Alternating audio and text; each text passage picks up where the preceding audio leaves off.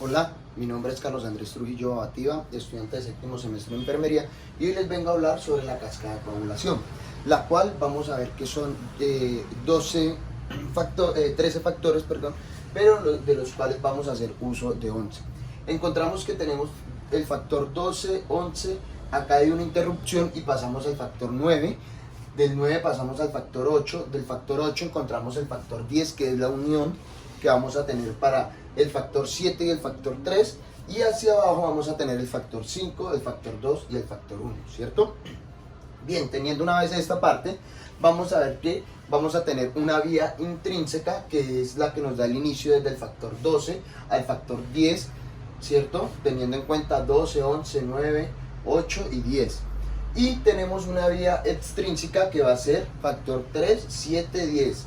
Y vamos a tener aparte también una vía común que va a ser desde el factor 10, factor 5, factor 2 y factor 1. Para tener esto en cuenta es que acá cada factor, todos, reciben un nombre, ¿cierto? Acá tenemos los que son como los más importantes. Ahora empecemos a hablar acá en la vía intrínseca. Se da el PTTA, que es el tiempo de tromboplastina activada. En la vía extrínseca tenemos el tiempo de protombina, y acá en la vía común tenemos el TT. Una vez estemos allí, entonces vamos a hacer la división y vamos a ver cómo se activan estos canales. Empezando por la vía común, que la tenemos acá desde el factor 10, bajando al 5, al 2 y al 1, encontramos que el factor 10 vamos a tener una reacción y lo vamos a tener activo. Lo vamos a unir con el calcio, y lo vamos a unir con el factor 5 activado. Una vez esté con el factor 5 activado, lo que vamos a tener es una protombina, y después vamos a tener una trombina, la cual nos van a dar el factor número 1, que es un fibrinógeno.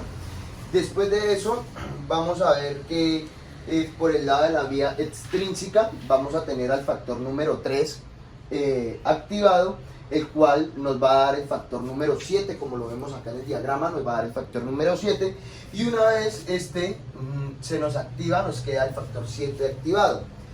Volviendo por el factor 3 activado, se une con calcio y con el factor 7 activado para darnos el factor 10, que es lo que tenemos acá. Entonces tendríamos el factor 3 activado, el factor 7 activado, y activaríamos o nos daría como resultado el factor 10, que pues se va a activar también.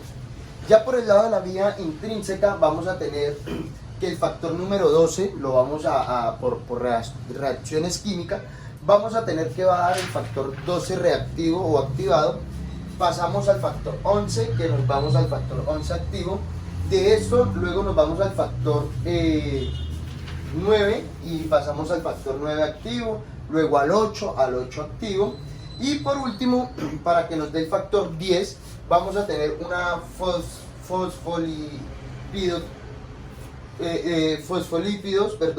más calicreitonina, la cual esto se va a sumar junto al factor número 8 y a calcio, y también se nos va a sumar al factor 9. Entonces lleva una cadena: fosfolípidos,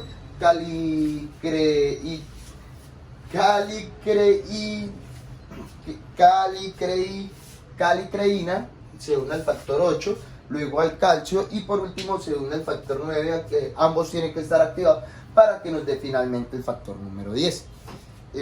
Pues teniendo en cuenta por este lado de la vía extrínseca, es la que nos va a llevar a la formación del coágulo, para que se dé como el tiempo y se termine de lo que puede llegar a ser una hemorragia. Ya con la vía extrínseca junto con la vía común es la que nos da este tiempo para que se termine como la hemorragia y poder ir formando el coágulo y así detener la herida. Eso era todo por hoy, muchísimas gracias.